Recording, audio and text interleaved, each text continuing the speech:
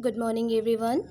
In this video, I will explain you the yesterday asked out that why the distance is never negative whereas the displacement can be. So since we know that distance is equals to total length and length can never be measured in negative way, therefore we have distance is always positive, thus distance can never be negative. Let us clear it with an example. Let us consider Ram.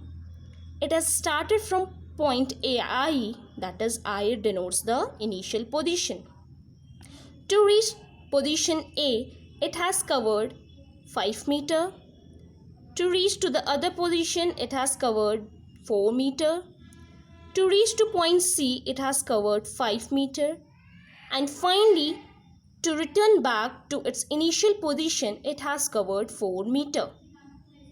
So, the total distance will be 5 meter plus 4 meter plus 5 meter plus 4 meter, which will give you 18.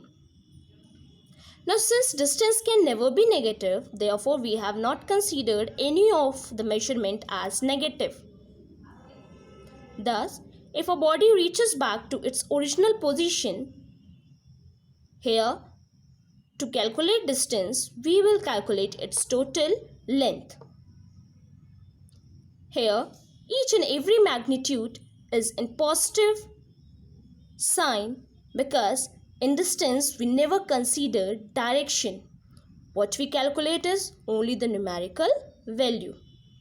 For example, if someone asked you that to reach to your school, you travel 25 kilometers and after the dispersal, you again came back to your home by traveling a distance of 25 kilometers.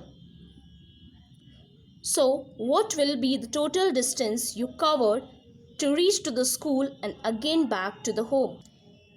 Here, the total distance to the asked question is length to school plus length to home. To reach to school, you travel 25 kilometers and again to home you travel 25 kilometers. Therefore, the total distance is 50 kilometers. In case of displacement, we have studied that the displacement can be negative and displacement comprises of magnitude and direction. Therefore, let me explain this concept with the help of an example.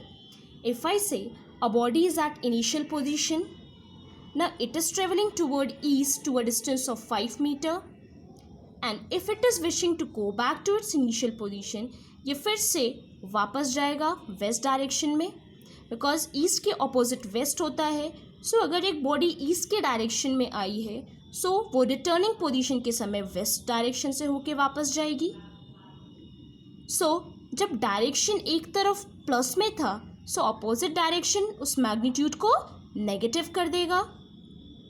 Thus, in order to reach back to its original position, if the body is moving back to its original position, इस case में जहाँ से start हुआ था body finally वहीं पे आके रुक गई है. Therefore, इनिशियल और फाइनल पोजीशन उस बॉडी का इक्वल हो गया है, एक हो गया है. And we know from the formula that displacement is equals to final position minus initial position. Final position और इनिशियल पोजीशन अब इक्वल हो गया है. Therefore, final position minus initial position की जगह फाइनल पोजीशन लिख सकते हैं because they both are equal now. Hence they will cancel out each other and the value will be 0. Let us deal with one numerical. Let a body has started from position A. To reach position B, it has traveled a distance of 3 meter and from B to C, it has traveled a distance of 4 meter. So what will be the total distance from A to C? Here, the total distance will be the sum of these two distances. That is 4 meter plus 3 meter will give you 7 meter.